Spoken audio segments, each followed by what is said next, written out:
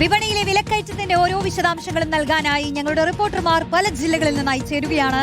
ആദ്യം തന്നെ കോഴിക്കോട്ടേക്ക് പോകുന്നു. കേട്ടാൽ ഞെട്ടും വിധമാണ് മുട്ട വില കുതിക്കുന്നത്.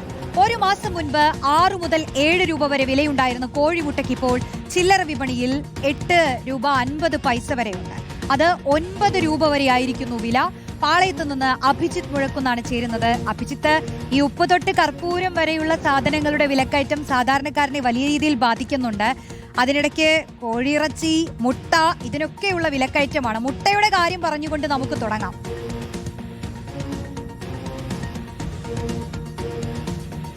തീർച്ചയായും റോഷ്നി, മലയാളികളെ സംബന്ധിച്ച് ഒരു ദിവസം മുട്ടയില്ലാതെ കടന്നു പോകില്ല എന്നുള്ളത് തന്നെയാണ് സത്യം. അതായത് മുട്ടക്കറിയായും മുട്ട റോസ്റ്റായും മുട്ട തോരനായും ഇനിയിപ്പോൾ ഓംലെറ്റായും അങ്ങനെ മലയാളി ദിവസത്തിൽ പല രീതിയിലാണ് മുട്ട എന്ന ഭക്ഷ്യവസ്തുവെ ഉപയോഗിക്കുന്നത്. മാത്രമല്ല ഈ ബേക്കറികളിൽ ഉള്ള വിഭവങ്ങൾ മറ്റൊരു ഭാഗത്ത്.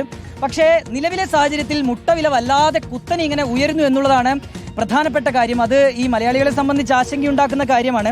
ഏതാനും മാസങ്ങൾക്ക് മുൻപ് റോഷ്നി സൂചിപ്പിച്ചതുപോലെ തന്നെ 5-6 രൂപ വിലയുണ്ടായിരുന്ന മുട്ടയാണ് ഇപ്പോൾ 7 രൂപയിലേക്കും 8 രൂപയിലേക്കും 10 രൂപയിലേക്കും ഒക്കെ മാറിയിട്ടുള്ളത്. ഇതാ ഇപ്പോൾ നോക്കൂ, വെള്ളമുട്ട ഇപ്പോൾ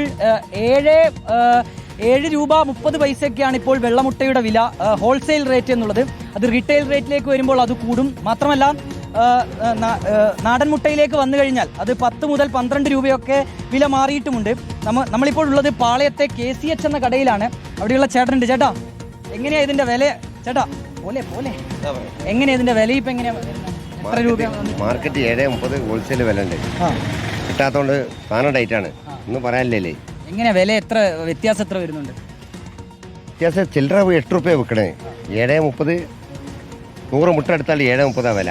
7 റുപ്യ 30 ഹോൾസെയിൽ വെള്ളമുട്ടന്റെ വില. നാടൻ മുട്ടക്ക് 9 റുപ്യ വില ഉണ്ട്. താറാമുട്ട 14 റുപ്യ.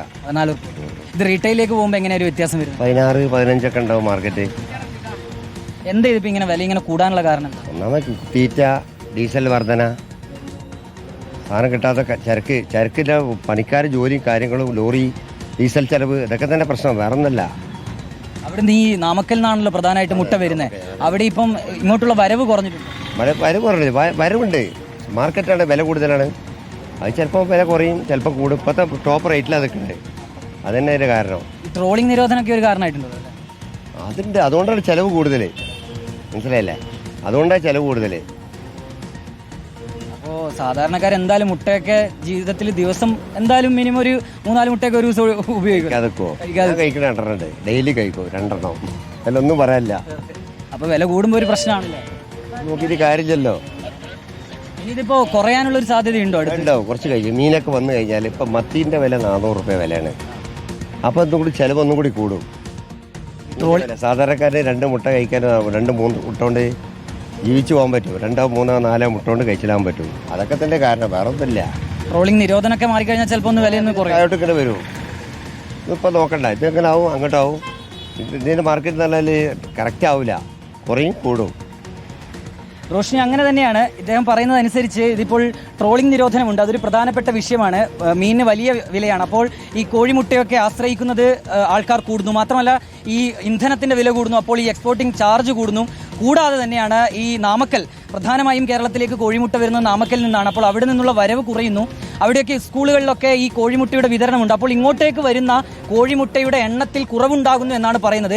മറ്റൊരു പ്രധാനപ്പെട്ട വിഷയം കൂടിയുണ്ട്. ഈ കോഴിത്തീറ്റയുടെ വില കൂടുന്നത് കൂടി ഈ കോഴിമുട്ടയുടെ വില കൂടാൻ കാരണമാകുന്നുണ്ട് എന്നുള്ളതാണ് ഈ ഹോൾസെയിൽ വ്യാപാരികളൊക്കെ പറയുന്നത്. അപ്പോൾ നിലവിലിപ്പോൾ വലിയ ഒരു വില വർധന, ഒരു മുട്ടയ്ക്ക് 2-3 രൂപ 4 രൂപയൊക്കെ വില വർദ്ധിക്കുമ്പോൾ ദിവസം ആളുകളുടെ വീട്ടിലേക്ക് ഒരു മിനിമം ഒരു 3-4 മുട്ടയൊക്കെ ഒരാൾക്ക് വെച്ച് വേണ്ടി വരും. അപ്പോൾ അതിനുള്ള ഒരു വ്യത്യാസം നമുക്ക് ആലോചിച്ചാൽ തന്നെ കണക്ക് കൂട്ടാവുന്നതാണ്.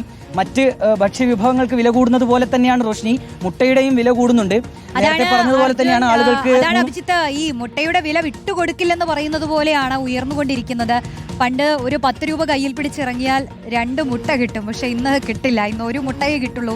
അതാണ് സാഹചര്യം. പാവപ്പെട്ടവരെ സംബന്ധിച്ചാണ് ഇത് വലിയ പ്രതിസന്ധിയാവുന്നത്. അവരെ സംബന്ധിച്ച് 1 രൂപയോ 2 രൂപയോ കൂടിയാലും അതിന്റെ ഒരു വില മനസ്സിലാവണമെങ്കിൽ പാവപ്പെട്ടവരോട് ചോദിക്കണം.